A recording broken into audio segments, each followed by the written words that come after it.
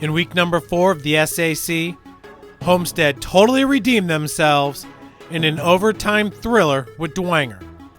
Carroll, Concordia, and Northside all racked up lopsided wins as Snyder squeaked past Southside on Bernard Pollard night. And in the NE8, Leo passed the first test. Up next, East Noble.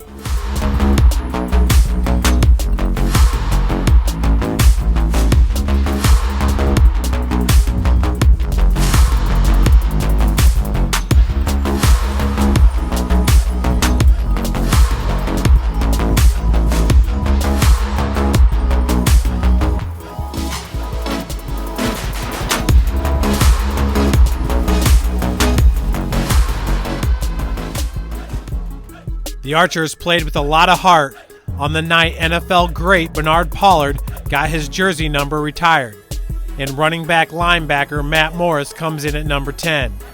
He's a true Iron Man, racking up 63 yards on the ground on 18 attempts.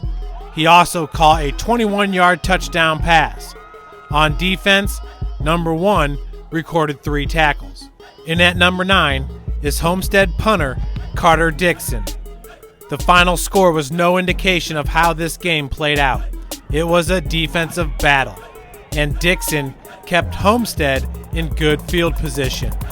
The junior averaged 47 yards per punt, totaling 235 yards on 5 punts.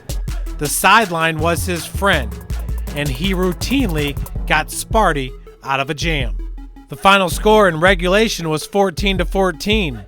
And the Dwenger defense takes the number 8 spot.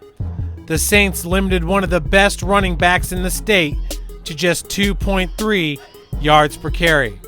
They finished with 10 tackles for a loss and 2 sacks. And defensive lineman Vinny Fiacable had an interception. Just look at the big man run. Coming in at number 7 is Old Faithful, Amir Drew, the model of consistency.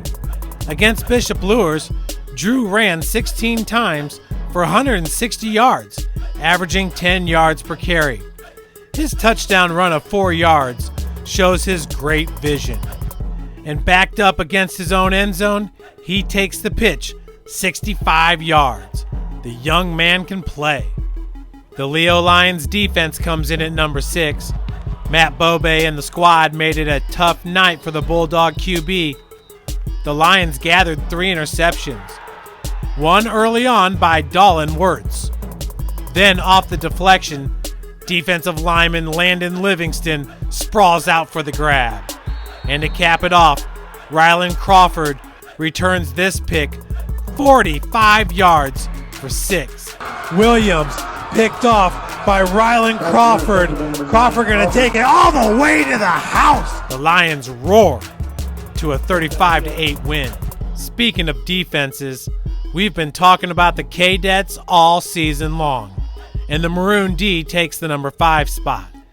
In the 38-0 win against Lures, Concordia racked up 8 tackles for a loss, 2 sacks, and 3 outstanding interceptions, one by Cam Vanderbosch, Cam Johnson, and Braden Payne. Throws on the run, and it's intercepted. Snagged out of the air by Braden Payne, and he's still on his feet. They even recovered an onside kick. Boy, that'll definitely help your chances of winning. Let's stick with the defense. And Carroll's Hunter Mertz can play to the tune of 15 tackles, 2 tackles for a loss, a sack, and a fumble recovery. Northrop ran the ball 44 times. I mean, they had the leading rusher in the SAC, but Mertz made sure it didn't get out of hand.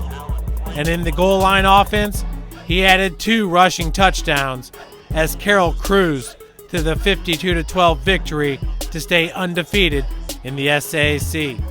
Speaking of two-way players, Hassan Lambert is the real deal and comes in at number 3. Rushing the ball, he ranks number 5 in the SAC with 407 yards rushing. And against Wayne, he had 16 carries for 136 yards with 2 touchdowns. At linebacker, he had 6 tackles and 2 tackles for a loss. He has 5 tackles for a loss on the season, which ranks him number 10 in the conference. So he's in the top 10 in 2 categories on both sides of the ball. If we're talking about tackling, who better than Homestead linebacker Luke Palmer? The senior leads the SAC with 12.7 tackles per game and 9 tackles for a loss. Against the Saints, he went beast mode with 13 tackles and 4 tackles for a loss. In Homestead's thrilling 35-34 3-overtime win against Dwenger. Palmer's a preseason All-State selection, and he proves he's worthy with every opportunity he gets. And now, your Northeast Indiana Game Night Player of the Week comes from the NE8, and it's Kaden Miller. The running back / athlete was on his game, hitting holes quicker than anyone I've seen in a while. Lined up 3 yards behind the QB, the junior rushed 19 times for 123 yards with 3 touchdowns against the vaunted Bulldog linebackers. And his 83-yard punt return for a touchdown showed grace, strength, and vision. Kaden Miller doing what he does, creating magic, and Miller is gone. Got one man left to beat, and that is Jakar Williams. Wow, what a return, 70 yards to the house. He's a true gamer. The Kelly Automotive Group would like to congratulate all the players that made this week's Summit City Sports Top 10 list. And good luck next week. We have dual games of the week, and headlining on Friday, we'll travel to Leo, where the Lions look to take control of the NE8 versus East Noble. Also on Friday, Northrop travels to Concordia, with both teams looking for their 3rd win. Wayne travels to Southside for the Battle of the South. Snyder looks to put on its best performance, hosting Homestead.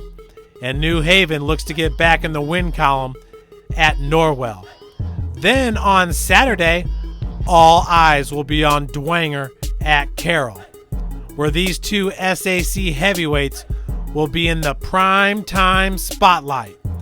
All games can be seen on Summit City Sports.